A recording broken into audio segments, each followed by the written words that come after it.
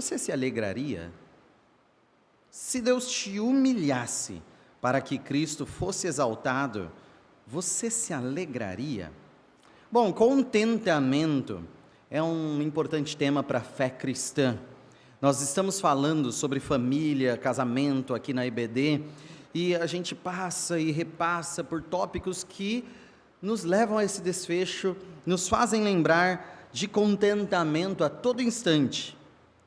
Só que contentamento não é uma aceitação fria, passiva, tediosa, triste do que se tem. De forma alguma. É uma alegria, é uma satisfação, é um prazer de não depender das coisas melhorarem. Então nós precisamos de contentamento. Aqui neste texto nós temos um caso espetacular de contentamento, o caso de João o Batista. Ele é, sim, já vimos, um homem ímpar, poderoso em palavras e conhecido em toda a Judéia da sua época. Muitos vinham até ele e até se tornavam discípulos dele. Mas, e se menos viessem? E se discípulos o deixassem? E se Deus o humilhasse para que Cristo fosse exaltado? João Batista se alegraria? Esse texto é sobre o quanto Cristo é superior, até mesmo que João Batista.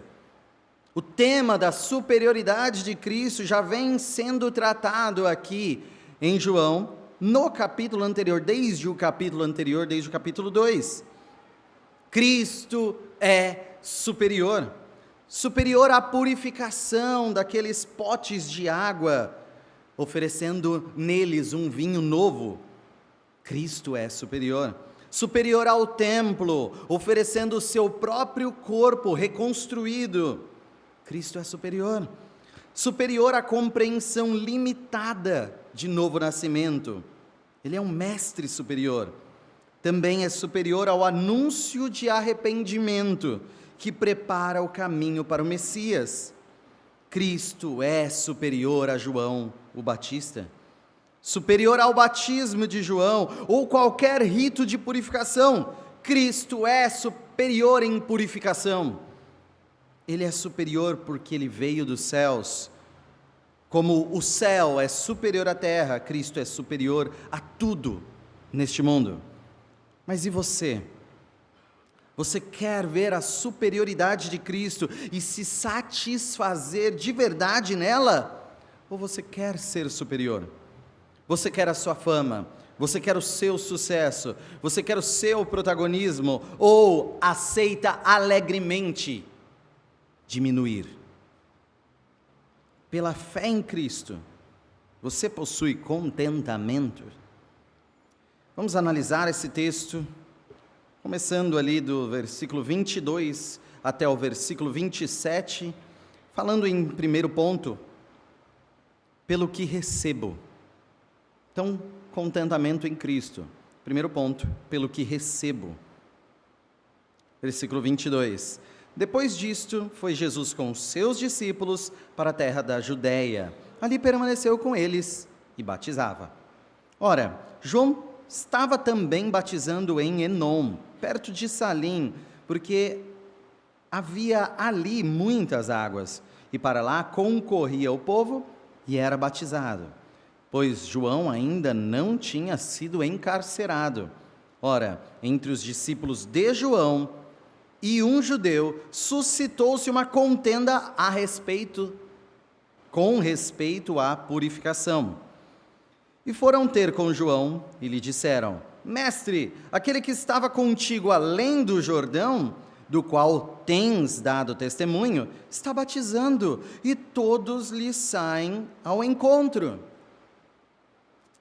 Respondeu João: o homem não pode receber coisa alguma, se do céu não lhe for dada. Bom, João, o autor, o escritor não Batista, agora está focando novamente em João o Batista. Temos dois João aqui, dois Joões, não sei o plural de João, mas eles estão aqui, a gente pode confundi-los. João, o que está escrevendo, um apóstolo, aquele discípulo amado, é o que está escrevendo. E está falando de João o Batista. Novamente focando, ele foca bastante, já focou muito no primeiro capítulo, está falando novamente no terceiro capítulo com ênfase. Não é algo pequeno para esse evangelho escrito por João, o apóstolo, mas algo citado com grande ênfase, lá no primeiro capítulo, algo que importa para que creiam em Jesus, que é o grande objetivo do que João escreveu neste livro todo. Depois do autor citar a conversa de Jesus e Nicodemos, e explicar o amor de Deus em enviar seu filho, doar o filho unigênito para salvar o mundo, agora o autor narra um novo episódio do testemunho sobre quem é Jesus. Então veja, Jesus esteve em Jerusalém, estava na Judéia, e foi se direcionando aqui ao interior da Judéia, em áreas mais rurais, e passa então a ser narrado que ele batizava, ainda que não com as próprias mãos, como será esclarecido no próximo capítulo, mas Jesus estava batizando sim. Ainda assim, o objetivo do texto não é falar sobre batismo. Aqui você não vai encontrar uma teologia do batismo, aqui você vai encontrar Jesus. O texto quer falar sobre quem é Jesus. Então, cristologia, não o batismo da nova aliança, mas quem é Jesus, o Cristo. Nós ainda estamos falando do início do ministério de Jesus. E neste momento, o ministério de Jesus está coincidindo com o ministério de João o Batista. Pouco do ministério de ambos ocorre ao mesmo tempo onde descrevem os evangelistas. Mateus, Marcos, Lucas, quando começam a falar do ministério de Jesus, após o batismo dele feito por João Batista, já citam João Batista preso. Não focam nesta etapa do ministério. Então, para enfatizar isso, para enfatizar e deixar claro que o autor, João, aqui, não está narrando uma história toda remendada com tempos diferentes, com uma organização própria, não está acontecendo isso, ele faz questão de citar antes dele ser preso. Tudo isso está acontecendo antes de João Batista ser preso, ou seja, muito antes, numa lacuna muito anterior ao que os outros evangelhos começam a focar no ministério de Jesus. Então João, neste tempo, estava lá batizando Enom, lugar de muitas águas, por causa das muitas águas, porque a palavra batismo significa mergulho, e precisa de muita água para mergulhar uma pessoa. Então pessoas iam até ele para ouvir sobre a palavra de Deus, e em sinal de arrependimento, serem batizadas, como símbolo de verdadeiro arrependimento. Então é um símbolo de purificação dos pecados, operada por Deus, mediante o arrependimento. Porém, surge uma discussão sobre purificação. Judeus e discípulos de João discutiam sobre esse tema que é importante para as Escrituras, que é importante para o judeu, que está lá na tradição dos judeus e que está, por exemplo, muito enfatizado em Levítico. Sabe aquela leitura anual que você geralmente trava muito em Levítico? Sim, em Levítico. Muito sobre purificação. Então, por exemplo, tinha o banho nas águas correntes, tinha isolamento, tinha sacrifícios, tudo isso operado para purificação. Então, provavelmente, João Batista banhando pessoas em águas, e esse banho em águas correntes, estão disputando aqui. Talvez não explica qual foi o teor específico da discussão, mas talvez os discípulos estão sendo acusados, por exemplo, de fazerem pessoas se confundirem ou deixarem os ritos judeus de purificação, achando suficiente ser batizado por João, e, na interpretação deles, poderia ser acusado de deixar de cumprir a lei, que não era o intuito. deixar de cumprir a lei. Porém, seja o teor da discussão sobre purificação, o tema rapidamente disparou para Jesus. Afinal, ele também estava batizando. E para judeus e discípulos de João Batista, pior. A situação fica pior. Mais gente está batizando para o judeu. Ou para os discípulos de João de Batista. Outro está levando os que seriam batizados aqui. Então, consequentemente, menos gente atrás de João. Então, esses seguidores de João Batista estavam com inveja do ministério de Jesus e da quantidade de pessoas que estavam seguindo Jesus.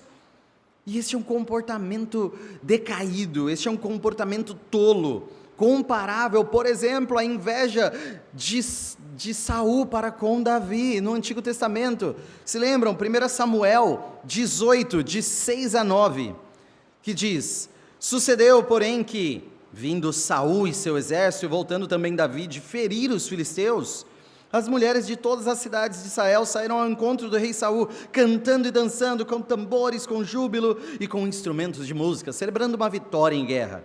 As mulheres se alegravam e, cantando alternadamente, diziam: Saul feriu seus milhares, porém Davi os seus 10 milhares. Então Saul se indignou muito, pois essas palavras lhe desagradaram em extremo, e disse: 10 milhares deram elas a Davi, e a mim somente milhares. Na verdade, que lhe falta senão o reino? Daquele dia em diante, Saul não via a Davi com bons olhos. É esse o espírito destes discípulos de João ao ver Jesus levar pessoas. Movidos por uma inveja parecida com a inveja de Saul, vendo João com seus milhares e Jesus com seus 10 milhares, aqui, os discípulos questionaram João, foram atrás de seu mestre e disseram: aquele, nem citaram o nome, aquele do qual tens dado testemunho, todos estão indo para ele. Ainda bem que eles seguiam João, e João não caía nesse tipo de cilada. Então houve aqui de João uma resposta filosófica, uma resposta profunda, não uma resposta direta, e daí? Não importa, não ligo, mas sim recebemos tudo de Deus, tudo vem dos céus. O próprio ministério é uma dádiva dos céus. O ministério é dado para servir, não para ser popular.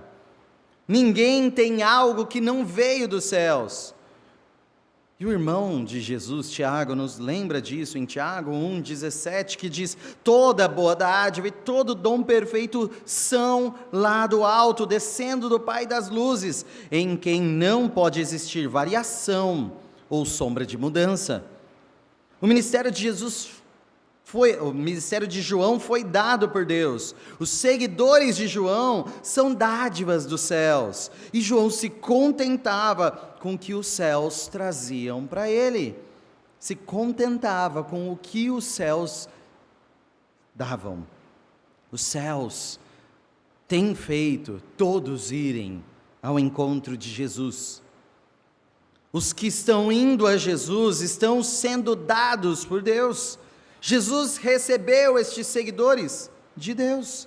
João Batista não se incomodaria com isso. E isso é contentamento. E nós precisamos aplicar desde já isso no coração. O ministério é uma misericórdia celeste, não um motivo de orgulho terreno.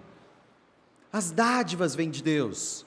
O nosso trabalho, o nosso ministério, a nossa igreja vem de Deus. Se pessoas têm ouvido, vem de Deus. Se pessoas estão nessa igreja, vem de Deus. Não é algo que conquistamos por nossas capacidades, mas Deus é o único que nos dá êxito. Isso não tira a nossa responsabilidade de lutar, de fazer o nosso melhor, de trabalhar no nosso ministério, de forma alguma. mas dá o contentamento de se alegrar com o que Deus tem reservado para nós. Ainda, pecadores dados a Jesus são dádiva. Se nós olharmos para João 6,37, Jesus vai voltar a esse tema. João 6,37 diz: todo aquele que o Pai me dá, esse virá a mim, e o que vem a mim, de modo nenhum o lançarei fora. Todo pecador dado a Jesus é uma dádiva dos céus, é uma dádiva de Deus. O Pai o deu ao Filho. Se você foi até Jesus, é porque Deus deu você a Jesus. Se Deus deu você a Jesus, não será lançado fora jamais. Aquele que crê não perecerá. Aquele que crê e que está em Cristo, dado por Deus, jamais perecerá. Em segundo lugar, em segundo ponto, pelo meu lugar, versículos 28 a 30, pelo meu lugar. Então, um contentamento em Cristo pelo meu lugar. Você se põe no seu lugar? Então, versículos 28 a 30 dizem: vós mesmos sois testemunhas de que vos disse, eu não sou o Cristo, mas fui enviado como seu precursor. O que tem a noiva é o noivo. O amigo do noivo que está presente e o ouve, muito se regozija por causa da voz do noivo, pois esta alegria já se cumpriu em mim. Convém que ele cresça e que eu diminua. Irmãos, que palavras maravilhosas aqui proferidas por João. Ele ensina, mas ele está jorrando alegria e contentamento ensinados a nós. Ele nos deslumbra na paz, que é curvar-se à vontade de Deus. João repete a frase que ele já tinha falado com seus discípulos: eu não sou o Cristo. Eu já disse isso para vocês, eu não sou o Cristo.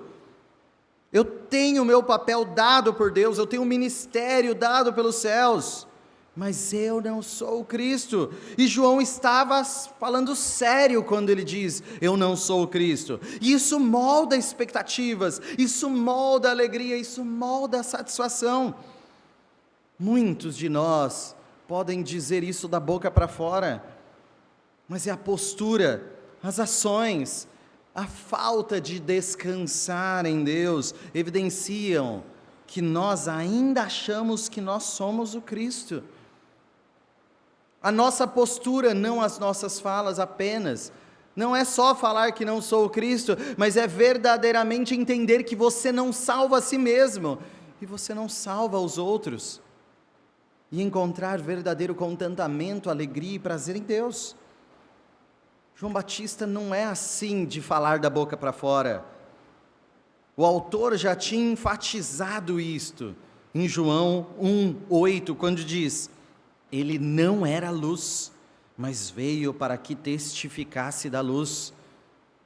João, o autor, está consciente de quem era João Batista, porque João Batista mostrou isso claramente e reafirmou até o fim.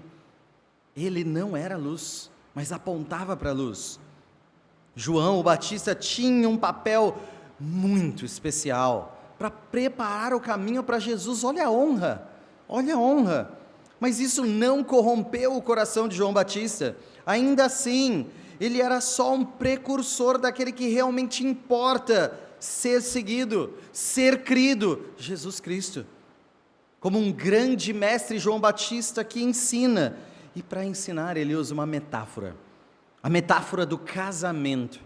Jesus é o noivo, o povo de Deus é a noiva. Qual é o papel de João Batista aqui nessa metáfora, então? Ser um amigo do noivo, ou naquele enredo, ser o padrinho. Ser o padrinho. E nos moldes judaicos, o padrinho prepara o casamento, o padrinho é que acompanha a noiva até o noivo, entrega ela e sai de cena. Feliz pela missão cumprida, feliz por ver o casal, com o foco nele, no casamento que está sendo feito. Ele não quer o foco em si, ele não quer o holofote em si. Imagina você ser um padrinho e querer ficar lá no centro do casamento. Vou ficar no meio dos dois noivos aqui, todo mundo olha para mim. Imagine ser um padrinho e falar, não, eu quero ficar aqui grudado na noiva até o final. Eu quero a noiva para mim. E isso acontece em inúmeras igrejas. Isso acontece ao nosso redor, aos montes, em inúmeros ministérios. Quando quem anuncia Cristo quer aparecer mais que Cristo. Quando quer destaque, honra, título, respeito, pompa. Quando não aceita o crescimento do reino sem o crescimento da sua igreja local. Quando quer o seu nome controlando tudo na igreja, ou o seu nome sendo honrado e homenageado sempre, precisa todo mundo olhar para mim na data festiva, eu quero o meu reconhecimento, com todos apontando o dedo para ele e elogiando ele. A verdadeira liderança espiritual exige o apagamento total do ego humano, para somente a glória de Cristo resplandecer. Qualquer elevação humana, dentro do ministério, dentro da igreja, dentro do anúncio de Cristo, é a corrupção da igreja. Qualquer ênfase desmedida em líderes dados por Cristo, é uma falha ministerial. Estejam atentos. À medida que as igrejas ao nosso redor decaem, elas pensam menos de Cristo e fazem mais dos seus ministros. Igrejas com donos, igrejas com reis que não são Jesus, pessoas querendo brilhar, ministérios confundidos com espetáculos do ego. Quem tem a noiva é o noivo, quem salva é o Salvador, quem redime é o Redentor, quem ama o Salvador se alegra com o sucesso do Salvador. Alegria cumprida por preparar o caminho para a cruz. Um grande ministério nunca produz discípulos para o ministro, sempre produz discípulos para Jesus Cristo. Mas sinceramente, não adianta eu ficar falando aqui que Cristo deve crescer e que você deve diminuir, se você não entender com o seu coração tudo isso. O sentido disso, por quê? Porque Cristo quer a glória só para Ele. Porque Deus quer somente para si tudo. Porque só lhe deu glória. Cristo é egoísta? Deus é egocêntrico? Se essa dúvida paira sobre a sua mente, lembre-se de quem Deus é. Lembre-se do que cantamos, Ele é. Lembre-se do que Deus é, quem Deus é. Recorde de quem estamos falando quando citamos Jesus. Ele não é simplesmente alguém amoroso, Ele é o amor. Ele não é um pacifista, Ele é a paz. Ele não conseguiu atingir o prazer, Ele é o prazer, Ele é a beleza, Ele é a justiça, Ele é a santidade, Ele é a alegria, Ele é a perfeição. Se Ele não quisesse todos para si, Ele não estaria dando o melhor para as pessoas, pois Ele mesmo é o melhor. Se Deus não quisesse as pessoas centradas nele, desejosas por Ele, ansiosas por Ele, sedentas por Ele, estaria fazendo mal para elas, pois Ele é o deleite e a alegria. Poderia, por acaso, a justiça dizer, podem ficar longe de mim, e continuar justa? Deus é amor, Deus é justiça, perfeição, santidade, bondade, alegria, prazer. Por isso deve atrair todos para si. não é egoísmo, é dádiva, é graça. Importa que a alegria perfeita cresça. Importa que o amor perfeito cresça. Importa que a vida, a paz e a justiça cresçam com o nome de Jesus crescendo entre nós. Só este nome, não outro. E eu devo diminuir e Cristo aumentar em mim também. O que é pertinente a mim deve se esvair, deve desvanecer, e Cristo ser formado em mim em santidade. João preparou o caminho para Jesus, e ao ouvir a voz de Jesus, se alegrou. João se contentava pela fé em não ser o centro. Nosso lugar não é o centro. Nosso lugar não é o centro. Este lugar pertence a Deus. Este lugar pertence a Jesus. Você se contenta com isso? Você se alegra com isso? Nós precisamos verdadeiramente aplicar isso no nosso coração. Será que eu quero o lugar de Deus? Eu quero o lugar de Deus. Desde Adão e Eva, buscamos ser iguais a Deus.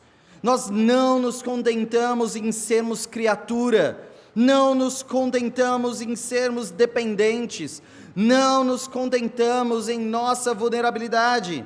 Queremos ser como o Criador, queremos ser autossuficientes. Essa foi a nossa condenação. Este foi o nosso inferno. Queremos pessoas crendo e enchendo nossa igreja, não pelo nome de Jesus, mas por ser a nossa igreja. Queremos falar de Cristo e salvarmos todos que nós quisermos, simplesmente porque eu tenho compaixão ou amo essa pessoa. Queremos que todos elogiem o nosso ensino, a nossa pregação. Queremos que todos amem o nosso cantar. Queremos que os visitantes saiam dizendo que, olha, essa igreja é a melhor daqui da região. Quantas vezes queremos essas coisas? Quantas vezes? Graças a Deus, que neste texto maravilhoso, João nos ensina que precisamos apontar os holofotes para Cristo e permanecer nos bastidores. O ser humano natural busca aplauso, busca centralidade, busca relevância. O cristão regenerado tem uma mudança em seu coração, experimenta essa transformação interna. A sua alegria passa a depender diretamente do seu próprio apagamento, para que Cristo apareça, pois Ele é o único tesouro que realmente pode satisfazer a alma humana. Não é nós crescendo que vai nos satisfazer. Tantos buscam isso insaciavelmente e só encontram poços secos. Mas em Cristo, a fonte de prazer e alegria eterna. Que Ele cresça e que eu diminua. Então, quando Cristo se tornar maior neste mundo e eu me tornar menor, a minha alegria deve aumentar. A minha alegria aumenta. O meu regozijo aumenta. O sentido da minha vida começa a ser encontrado. E em terceiro lugar, versículos 31 a 36. Quem vem das alturas certamente está acima de todos. Quem vem da terra é terreno e fala da terra. Quem veio do céu está acima de todos e testifica o que tem visto e ouvido. Contudo, ninguém aceita o seu testemunho. Quem, todavia, lhe aceita o testemunho, por sua vez, certifica que Deus é verdadeiro. Pois o enviado de Deus fala as palavras dele, porque Deus não dá o Espírito por medida. O Pai ama o Filho, e todas as coisas tem confiado às suas mãos. Por isso, quem crê no Filho tem a vida eterna. o que todavia se mantém rebelde contra o Filho não verá a vida, mas sobre ele permanece a ira de Deus. Este terceiro ponto é pelo seu testemunho. Pelo seu testemunho. Contentamento em Cristo pelo seu testemunho. Nós cantamos aqui, pois foi do agrado de Deus que em tudo Ele tenha supremacia. Sabe o que isso significa? Supremacia é a capacidade total de ser superior. A capacidade total de ser superior. Jesus é superior, porque Ele veio dos céus. Agora, a reflexão final do capítulo quer juntar todos os pontos, no objetivo de mostrar um Cristo superior. O seu testemunho também é superior e deve ser crido. Que importa o testemunho de João perto do testemunho de Cristo? O que importa o que um mestre em Israel pode falar perto do que o mestre dos mestres, Jesus Cristo, pode falar? O que importa o nascimento de alguém se colocar dentro da barriga da mãe de novo de nascer, se o nascimento verdadeiro vem do alto? E quem vem do alto, senão Cristo? Jesus é superior porque Ele veio dos céus, Ele veio das alturas, Ele é o Verbo eterno que encarnou, o Filho que esteve toda a eternidade com o Pai, pois Ele era Deus, veio dos céus e é acima de nós, vindo do céu. O seu testemunho é celeste, mas não foi aceito. Ele veio para os que eram seus, mas os seus não receberam. Mas a todos quantos o receberam, deu-lhes o poder de serem feitos filhos de Deus, aos que creem no seu nome. Este é o brado. Jesus precisa ser crido por seu testemunho ser maior. Judeus, vocês dizem crer em Deus, mas rejeitam o testemunho de Jesus. Vocês estão chamando Deus de mentiroso. Agora, se vocês creem em Jesus, certificam que Deus é verdadeiro. Olhe para as suas obras, ouçam as suas palavras, vejam a sua glória, cheio de graça e de verdade. Quem está com Ele é o Pai, não haja dúvida. Quem está com Jesus é o Deus eterno, Deus Pai. Como poderíamos duvidar do seu testemunho? Creiam em Jesus, porque Ele não fala de si, Ele fala de Deus Pai. Ele testemunha de Deus e revela a Deus como nenhum outro. Ele é a própria imagem do Deus invisível, a exata expressão do Pai. Muitos trouxeram revelação de Deus por profecia, dado por Deus mesmo, e cada um recebeu o Espírito segundo a medida das suas tarefas proféticas. Mas Jesus não. Jesus possui o Espírito sem limitações. O vento que sopra onde quer está com Cristo, sem medida. Este é o poder para salvar. Este é o poder para soprar e fazer pessoas nascerem do alto, nascerem da água e do Espírito. Está com Cristo, o Espírito está com Cristo, sem limitação. Então, o seu testemunho é inferior. O testemunho de João Batista era inferior. Jesus tem o maior dos testemunhos. João podia preparar o caminho, mas ele não era o caminho. Poderia apontar para a luz, mas ele não era a luz. Poderia pregar o arrependimento e batizar arrependidos, mas não conseguia fazer algo que vinha do alto. João não era o Cristo e por isso ele não poderia revelar os planos dos céus, nem poderia oferecer regeneração e nascimento do alto. Só o que vem do alto. Jesus, só Jesus. Então o maior dentre os nascidos de mulher, que foi João Batista, era inferior. Imagine o meu testemunho, imagine o seu testemunho. Paulo, Pedro, os apóstolos, todos com testemunho inferior, pois Jesus testemunha de uma eternidade nos céus, junto ao Pai, e esse é o testemunho que nós repassamos nesta igreja. Não estamos aqui pregando uma mensagem qualquer, uma experiência de alguém daqui, um testemunho da minha vida como regra para a vida de vocês. Não, estamos pregando Cristo, estamos pregando aquele que verdadeiramente revela a Deus e o amor de Deus, pois o Pai ama o Filho e revelou tudo a Ele. Chega a nós a mensagem da salvação por causa deste amor do Pai para com o Filho. Vocês entendem o que o texto está falando neste penúltimo versículo, versículo 35? Não há mensagem mais perfeita de Deus, senão aquela que vem daquele que transborda o amor de Deus.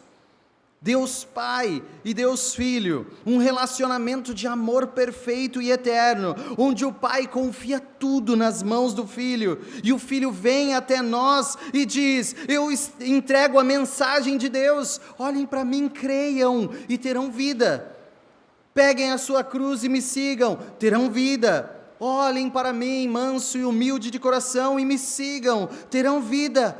Creiam em mim, pois o amor do Pai me enviou para falar isso a vocês e vos dar vida. Se não fosse o amor do Pai para com o Filho, não teríamos vida. Esse amor foi jorrado em nós em forma do sangue do Filho, derramado por nossos pecados. Então, o fundamento de todo o amor de Deus pela humanidade encontra-se primeiramente no amor eterno que o Pai tem pelo seu próprio Filho. Portanto, toda a nossa aceitação é fundamentada em Cristo. Deus só nos aceita pelo Filho. Ao participarmos da mesa do Senhor, não estamos apenas olhando para trás, aceitos pelo sacrifício da cruz, mas também estamos olhando para frente, aceitos para as bodas do Cordeiro. Estamos com vida em Cristo, pelo amor de Deus Pai no Filho. Por isso, quem crê no Filho tem a vida eterna. A fé no Filho é a única forma de herdar a vida eterna. Mas quem permanecer rebelde, quem permanecer longe, quem permanecer sem crer, vai permanecer na morte, na ira de Deus e no inferno. Essa é a mensagem. Essa é a mensagem que veio dos céus, pelo amor de Deus, derramado no Filho e chega a vocês. Cristo é a mensagem. A mensagem foi enviada a nós em amor. Como você tem crido na maior das mensagens, no único testemunho, o testemunho celeste, o testemunho eterno, o testemunho perfeito. Nós precisamos realmente aplicar isso no nosso coração. O maior testemunho não é o meu, mas o de Cristo. A mensagem não é minha, é revelada. A revelação é Cristo, a palavra é Cristo, o verbo encarnado é Cristo. Isso pregamos. Ele é superior porque Ele veio dos céus, do amor eterno do Pai, para revelar salvação a todos nós, revelar seu corpo e seu sangue. Isso pregamos, isso anunciamos. Nós não pregamos que você terá muito dinheiro, nós não pregamos que você será curado de todas as doenças que tiver nessa vida, nós não pregamos que você não terá aflições. Pregamos o que Cristo revelou. Quem tem o Filho, tem a vida. Quem não tem o Filho, jaz em morte. Esse é o testemunho que pregamos. Nós concluímos. Voltando à nossa pergunta, se Deus te humilhasse para que Cristo fosse exaltado, você se alegraria? Nós tendemos a uma resposta muito fácil, dizer, claro, Sim, mas isso acontece a todo momento. Você é humilhado para servir na igreja. Você tem servido na igreja alegremente para que Cristo seja exaltado? Você é diminuído ao perdoar os seus irmãos que te ofendem, e Cristo cresce em seu nome e glória entre nós se você perdoa. Você é esmagado quando você aceita o sofrimento de conduzir a sua família à vontade de Deus, em oração, ensino, em lágrimas e fidelidade, de forma sacrificial, e Cristo é engrandecido. Mas o nosso orgulho, o nosso ego, evitam. Nós não queremos ser diminuídos para que Cristo seja engrandecido. Será que realmente servir te alegra? Você tem um contentamento de quem você é? Você enxergou quem você é e quem Cristo é? E isso te traz contentamento ao descansar em Cristo? Você tem contentamento em Cristo com os desafios e lutas que você vive hoje? Ou você não tem contentamento em Cristo? Você tem contentamento em Cristo com o enredo que Ele te colocou, veio dos céus para a glória de Cristo e você tem vivido? João Batista teve um grande ministério, e o foco começou a se tornar o próprio Cristo em seu ministério. O ministério de João foi diminuindo, e a sua alegria não. Ele foi diminuindo até ser preso, e a sua cabeça ser servida numa bandeja, pela sua fidelidade a Deus. Ele estava satisfeito, alegre, prazeroso em Deus, porque isso muda convicção, isso dá vigor, isso dá ânimo. Diminuir para que Cristo cresça é vida. Você crê nisso? Isso realmente tem moldado você? Isso é vida eterna. Você se contenta em servir a Cristo? Eu queria vos convidar a refletir, em resposta a essa mensagem, cantando o hino 398. Só a primeira estrofe e refrão, que reflete: se paz a mais doce Deus me der desfrutar, eu sou feliz com Jesus. Se dor a mais forte eu estiver sofrendo, eu sou feliz com Jesus. Eu estou certo que apesar de aflições, eu sou feliz com Jesus. Você tem este contentamento? Vamos nos colocar de pé? Vamos cantar o hino 398. Logo após, a palavra está com o pastor Ciro Dutra.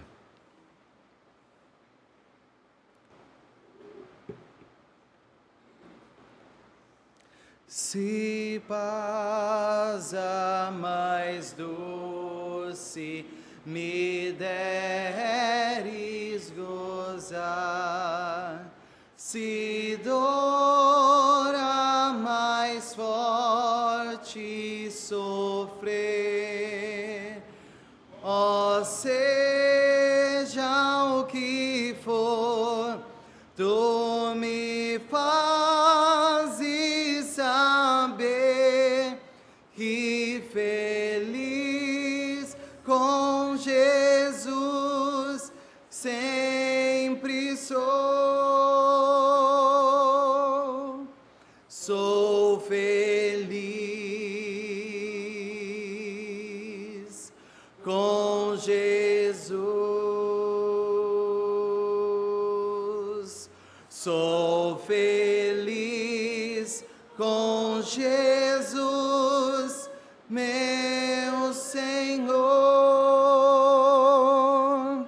Vamos orar. Glorioso Deus, nós clamamos a Ti que nos abençoe com um coração de contentamento em Cristo, pela nossa fé verdadeira num evangelho que não vem do nosso testemunho, mas do Seu, que mostra o nosso lugar, que não é o Seu lugar, ó Deus. que mostra-nos quem nós somos e quem nós não somos e professamos. Nós não somos o Cristo.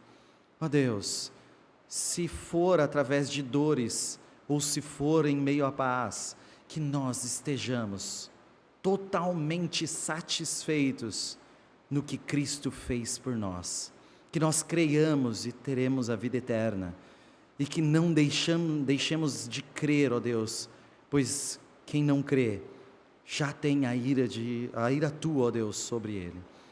Nos abençoe, ó Deus, guarde-nos em nome de Jesus, amém.